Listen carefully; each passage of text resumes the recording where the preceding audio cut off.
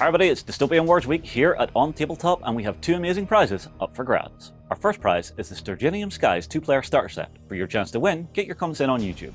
Our second prize is the Hunt For The Prometheus 2-player starter set. The winner for this prize will be chosen from comments on OnTableTop.com.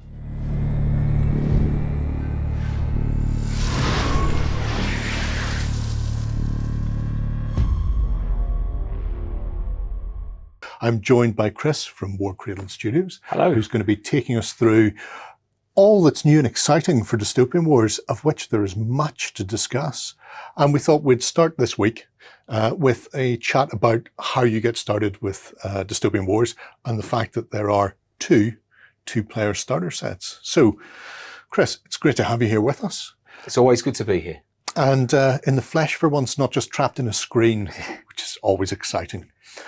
So we have two sets now, the first of which, the Hunt for the Prometheus, came out a couple of years ago. Yep. And even though we have an exciting new starter set, they're going to be simultaneously available. It's not replacing this. That's right, absolutely. So what we have is two different factions now featured within this new two-player starter set, the Sturginium Skies. And that gives players a bit of option. If you want to go in on the Commonwealth or the Enlightened, then Hunt for the Prometheus is the way to go. If you'd rather have a look at the Crown or the Imperium, then you've got Sturginium Skies. Yeah. And also then the contents within the boxes, we have a slight change. It's not just two more fleets. There's obviously a very air-centric component to this. So you get two sort of different play styles as well. Oh, absolutely. The real difference with Sturginium Skies, as you say, is the fact that there are a lot of aerial units in there, which kind of adds that additional dimension to Dystopian Wars now. And that was, the whole plan was to get the core range of surface units out for all the factions, which we've now done. So we've moved on to the skies. Oh, I like it. So we'll start off and we'll talk about the Hunt for the Prometheus and what people get and the nations involved. So do you want to take control of this then? Absolutely. Shall I start taking things out? Oh, I would love you to. Let's unsleeve it. So in here, we have everything that a player needs, or two players in fact, need to play the game. We have a nice rule book. Yep. And a campaign guide, which gives some initial playthroughs. Sure. So there's a campaign of 5 encounters that get people to understand how the game works. So it introduces certain mechanisms of the game. All the token sheets that you have there, which give you everything you'll need. And it's the full A5 rules in both. They're not a stripped down. No, they're the full exactly the same full rules. Version 3. Okay. And then we have the Victory and Validex. Now these a key component of the game. These wonderful cards not only allow you to activate certain very exciting special abilities, but they are an additional way to earn victory points and allow you to reroll some dice or do some last minute repairs to a ship just before it gets destroyed, and really adds a different edge to the game. Yeah, and it also has the objective side as well, so you can be constantly scoring when you're playing, and that changes up the tactical feel for the game as well. It certainly does, yes. So we also have in here all the dice that are required. Yeah, there's 2 sets of action dice, so each player can have a set of those. And then you've got the critical dice, which determine what critical hit results you get. I'll never need those. Serious amount of damage to somebody. And then the fleets themselves. So you were saying there's the Commonwealth and the Enlightened in here. That's right, yes. So first of all, we have resin ships. This is the Borodino, which is a Commonwealth battleship with all the paraphernalia that goes with it. So the way the resin ships often work is that some components that are applicable to the rest of the fleet, and other ships of the line on the plastic sprues would be used, so the likes of turrets and that sort of thing. Absolutely, could be used for those. And we add plenty of extra turrets onto all the sprues, so you've got loads of variety that you can add to some of those ships. And when you're building a fleet, you can swap certain turrets out for different ones, which gives a bit of variety. Sure. So the Enlightened have 2, is it? That's right. Yes. Well, one of them has been stolen, which is the Prometheus. Oh, therefore the Hunt for the Prometheus. Yeah. So, for your narrative gameplay then as well. Yes, Markov has stolen the prototype generator ship, the Prometheus, which isn't that one. This is the Dakar, obviously. So the Dakar is the Ficetta construct ship, and it launches these whale constructs and carries them in tubes that it then launches off the side. Yeah, firing massive cybernetic mammals at people. It's an interesting combat tactic, it has to be said. It is interesting, but it's tried and tested. So, well, yeah, you can't really argue with that. No. And then here we have the Prometheus. It's a similar hull design to the Dakar, but instead of the whale launchers, it has additional spots for generators. So you can fit a number of generators, and those generators can influence ships that are around it. Sure. So it can add those effects onto other ships. And that makes it a very interesting centerpiece to any fleet. Yeah, which is always interesting, especially if you've got a ton of room for Guardian generators or that sort of thing. Just pop this out of the way and drop in some of the sprues so people can see them. So these the card deck and the books, the sprues, the dice will be the same in both sets. They're not going to be changing over. So we have here our template set and measuring tools as well, which is part and parcel of the game. Yep. And then we have the fleets. So do you want to tell us a bit about how the sort of the core concepts of the fleets work for these nations? Are there any particular tactics or weaponry that they favour? The Enlightened tend to have some weird and wonderful weaponry with some interesting names, and they really focus on a small number of dice, but they tend to be able to re-roll a lot of them. So they're not going for massive dice pools, but they're more efficient. So their weaponry is certainly, while some might say underwhelming in the numbers game, they certainly are effective when it comes to doing the damage. So these are the main fleet sprues then for the 2 constituent nations in here. That's right. It's what we call the frontline sprues. They are the core ships that engage on a regular basis, and they're usually put at the forefront of any engagement. So the smaller frigates and destroyers rather than the large cruisers and battleships that would be a bit further back on the well, I was going to say battlefield, but oceans, I suppose.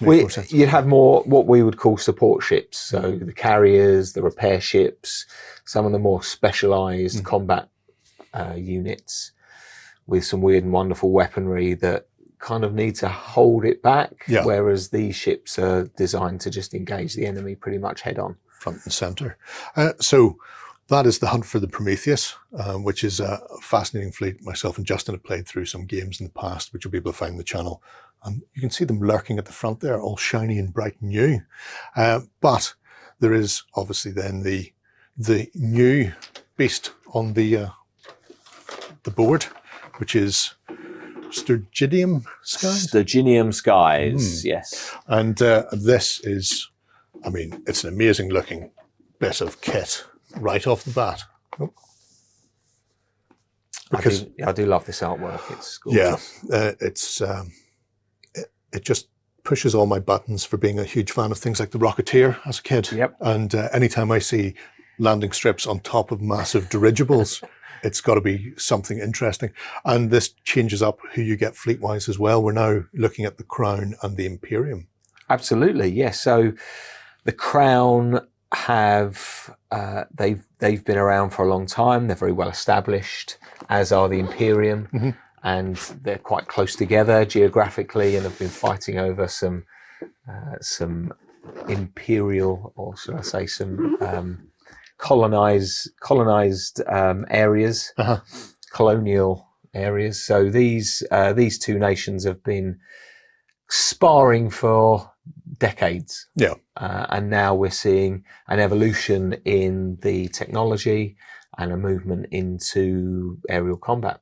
Okay, so if we start having a look then through what you get in this box, again, we are greeted by the paperwork, the most important things of all, your rules and your campaign book. And again, this is a good opportunity with the unsealed campaign book to see what's inside it. So it starts off with, I suppose, assembly guide for the two fleets. Yep, there's a little introduction. There's a little piece of fluff background text on there, a little story, which gives you a bit of flavour of what it's all about. Sure. An introduction to the dystopian age, which you also get one in the box for Hunt For The Prometheus. Yeah. And then you've got all the assembly guides that you need to build the ships that are in the box, all of the cards, so you've got an easy, quick reference without having to go and print them off. And then in the back, you have a number of encounters, and players can play through these from 1 to 5. And again, it slowly introduces some of the elements. Yeah, it's like a slow growth of the game. Yeah. So it gives people a bit of a build up. Yeah. And then you've got a quick reference at the back, which is always good to have, with all the weapon traits, some of the tables that you need for assaults, and the critical hit results, and that type of thing. Saves you being thrown in at the deep end. It certainly does. But thank you, I'll be here all week. And then we have what everybody wants to see, which is the plastics. And oh Lord, the plastics. There's a lot of plastic in this box. That is 1/2, and I believe these are the crown. Yes, they are indeed. I'll give you one of those. So the Prydain, the Tintagel, and the Saxon rotors, they are slightly different technology to the airships that you've got for the Imperium. So they play in a slightly different way. Right. And here we have somebody a bit meatier. They're the same. Yeah, these are the there's Or is it another of the same? Hang on one second. I'll dig down, because there are layers upon layers here. We are Imperium. Ah, there we go. Yes, here we go. These are the Canadians. So we have the Canadian sprues, which build their Canadian frontline ships. Now, the Canadian ships are lovely. They are reminiscent of the British Crown ships in a lot of ways, but they have this armour plating at the front, which sets them apart, and some different design aesthetics as well. The bridge is slightly different, but when you're putting them together with a Crown fleet, they'll really complement each other nicely. Excellent. And then we have our Imperium. So these are the cruisers, or the cruiser-sized ships. We have the Kriegssturm, and the Jaeger, and the Escort, and then the other variants of those ships. And these are lovely. These are really, really nice. You can see them arrayed out the front on the screen there, and I suppose built in all their glory. Yeah. So when people are looking at these, would these be the equivalent of something like a destroyer or cruiser as far as the size of the and armament? Absolutely, yeah. So the Kriegssturm is effectively a Mass 2 ship or unit. So they are cruiser sized, and then the Jaegers are destroyers. There is something slightly bigger. Slightly bigger. Slightly bigger. So much slightly bigger, it's actually spread across two sprues. And this is well, I was going to say the Stark, but the Stark is Stark the main name of it, or is it one of the variants? It's a variant. So you have the Stark Imperium, which is the carrier version, and the Zeppelin, which is the rocket bomb kind of war machine version. And that's a hefty piece of kit, I suppose. So that is a battleship equivalent. But it certainly for the, is. Yeah, for the Skies. It's enormous. It's a lovely, lovely miniature. And it's certainly my favourite miniature so far in the range. I'm really pleased with the way it's come out, and I just love seeing it on the table, devastating enemies left, right, and centre. I am looking forward to seeing it devastating enemies left, right, and centre. I have a horrible feeling it may be me as the enemy, mind you. So when you're looking at the construction of the fleets from Sturginium Skies rather than the Hunt for the Prometheus, are they roughly equivalent points-wise, or is there much of a difference between the flying fleets and the seaborne? They're roughly equivalent. Yeah, they're roughly equivalent. So you'll have a similar sized force regardless of which set you buy. So it really comes down to either the nations that are in the box, or is it the style of play different? Because obviously when you're a ship, you have to very slowly move to port or starboard, depending on what's coming at you. I imagine some of these, the likes of the dirigibles, may be a bit ponderous and move slowly like that. But then there's also the rotor ships for the Crown, and they look like they may be a bit more nimble. They are a bit more nimble, but they still turn in the same way as ships. So there's no real difference in the way that they move, apart from the fact they can fly over other things. Yeah, so without crashing or being assaulted. So anything on the surface they can fly over, which gives them a little bit of freedom on the table, which is very refreshing. Yeah, I imagine so. It adds it adds a whole new dimension to it. It certainly adds several thousand feet of movement around it. So it doesn't really matter what you buy as far as a starter set goes, they'll work equally well and they'll fight against the other fleets equally well. Yeah, one of the things we really wanted was to make sure that people had the best options in the starter sets. So we've kind of balanced them up so you get an all-round good starting fleet, regardless of which one you go for and which faction within that box you want. So that's really that was the idea when we certainly put these together. So really there are two reasons why people will want to pick one over the other. The first is whether you want a specific faction. Now, if you like the look and the feel of the Imperium ships and the Imperium flyers, then go for that. And I'm very much an aesthetic gamer. I like the look of my army, and that's the thing that really draws me to it. Other people might go for how they play. Both of the forces in the Sturginium Skies box are pretty tough. So both the Imperium and the Crown have got that kind of stoic, reliable, well-built feel to them. The Crown have a special type of generator called a Guardian generator, which gives you a pool of dice that you can use to negate enemy attacks. And while the Imperium are just pretty solidly built.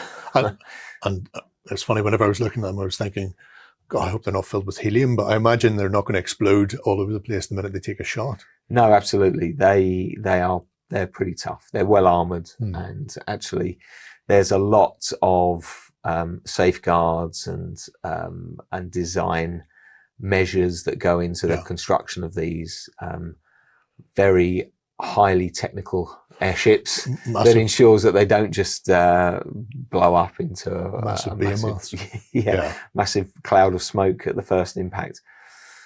And really, the biggest difference with the two fleets is the fact that the Stark Imperium's a carrier. So if you want loads of fighters and bombers to attack your enemies, then that's a real good way to do that. interesting stuff. I'm really looking forward to seeing how they play out on the tabletop as well.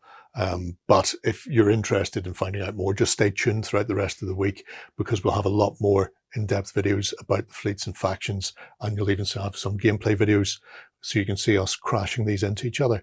But for now, we're going to move on. Let us know what you think below, and if you have any questions, please drop them in the comments and we'll pass them on to Chris and the guys at Warcradle. Hi everybody, it's Dystopian Wars week here at OnTableTop, and we have two amazing prizes up for grabs. Our first prize is the Sturginium Skies 2-player starter set. For your chance to win, get your comments in on YouTube. Our second prize is the Hunt For The Prometheus 2-player starter set. The winner for this prize will be chosen from comments on OnTableTop.com. Go ahead and check out our other content on screen now. And while you're at it, why not hit subscribe and remember to ding our dong. Go on, you know you want to click it. Go on.